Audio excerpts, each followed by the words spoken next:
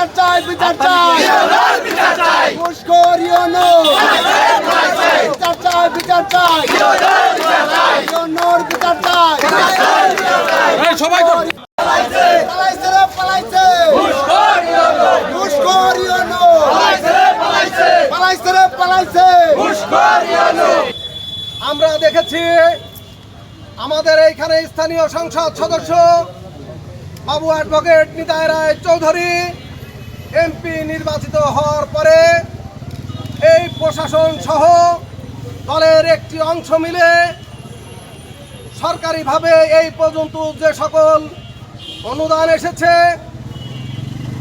যেমন 2টা ঈদে হিজেব বরাদ্দ এসেছিল সাধারণ গরিব মানুষের জন্য, আমরা সেখানে দেখেছি একটি অংশ তারা এক একজন 10টি 20টি করে কার্ডের মাল উত্তোলন করে নিয়ে গেছে।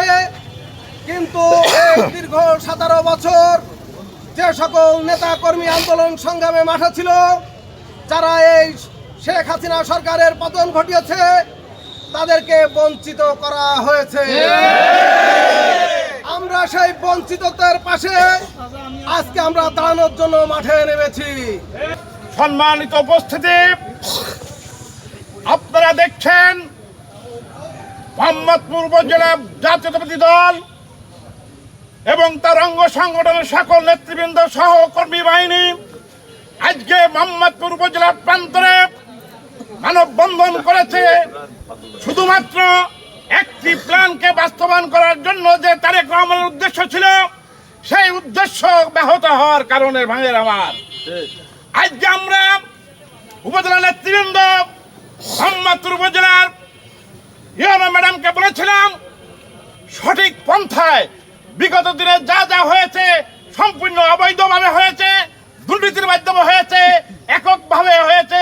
আপনি আমাদেরকে সকল সময় নেতৃবৃন্দকে ডাকবেন, আমরা সমঝোতা করে আপনার সহযোগিতা করব। কিন্তু আমরা কি দেখলাম, উনি যে কোনো ইশারায় প্রেসক্রিপশনের মাধ্যমে এই যে ফ্যামিলি কার্ডের গণনার জন্য যে নিয়োগ দিল, সম্পূর্ণ একতরফাভাবে নিয়োগ দিয়েছে। আপনি এখানে প্রশাসনের কর্মকর্তা, আপনি এখানে দলবাজি করতে আসবেন না। যদি দলবাজি করেন, আমরা আপনি যদি আওয়ামী লীগকে প্রতিষ্ঠিত করতে চান, গভর্নমেন্টের হয়ে যদি কাজ করেন, আগামী দিনে আমরা মোহাম্মদপুর উপজেলা জাতীয়তাবাদী দল সহ তার অঙ্গ সংগঠন কঠোর কর্মসূচি ঘোষণা করব। শুধু একটি কথা বলতে চাই, ইউনো মহোদয়, আপনি এখানে এসেছেন, আমরা ভদ্রভাবে আপনার কাছে গিয়েছিলাম যে আপনি এই নিয়োগটা সঠিকভাবে দেন, আওয়ামী লীগ বাদ দিয়ে বিএনপির ভিতরতে যারা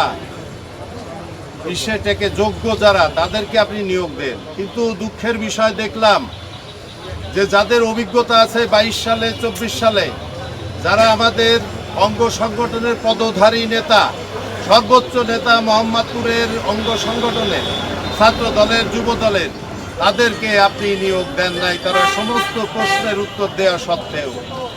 তাই আপনাদের মাধ্যমে আমি ইউনো মহোদয়কে বলতে চাই, আপনি এখানে সঠিকভাবে চাকরি করতে চাইলে আপনাকে এই বৈষম্য থেকে বিরত থাকতে হবে।